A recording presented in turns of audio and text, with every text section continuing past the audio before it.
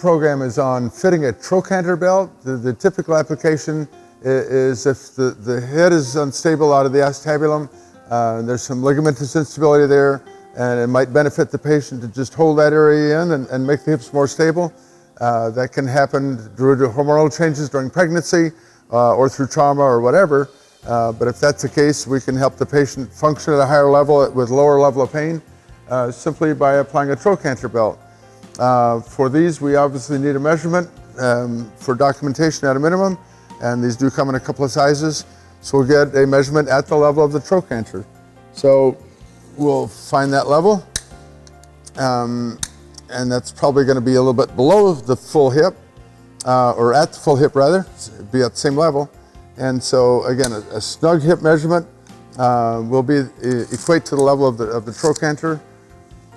And so here's a trochanter belt. It's a relatively non-elastic support, so there's not much elastic here, but it does have elastic cinch straps to give it that extra tugging power to stabilize the hip and the acetabulum.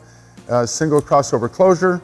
And so I'll simply ask our model to turn around, and this is going to be fit relatively lower. If it were a lumbosacral support, we would typically fit it at the distal margin of the sacrum.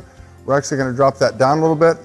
For this device, if we fit it too low, the patient won't be able to sit, because if it's fit too low, it will all crumple up here in the groin area. So they may have to bring it up to the level of symphysis pubis again, and that should be a comfortably snug fit. And at that level, she should still be able to sit without undue impingement in the groin area. So now that that's positioned correctly, now there are cinch straps. We'll ask our patient to grab those and undo the Velcro. There we go.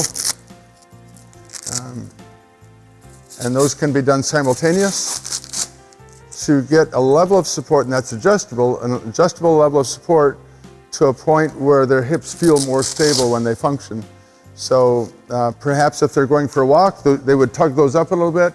If they're relaxing for the evening, maybe they take a little bit of pressure off. So that would be adjustable to hold the head into the acetabulum based on their level of activity.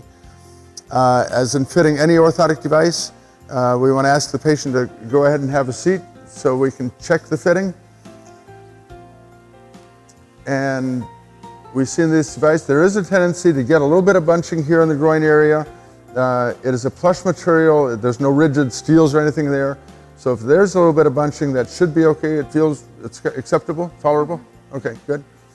And we're still at the right height, holding the head in the acetabulum. So that would be fitting a trochanter belt.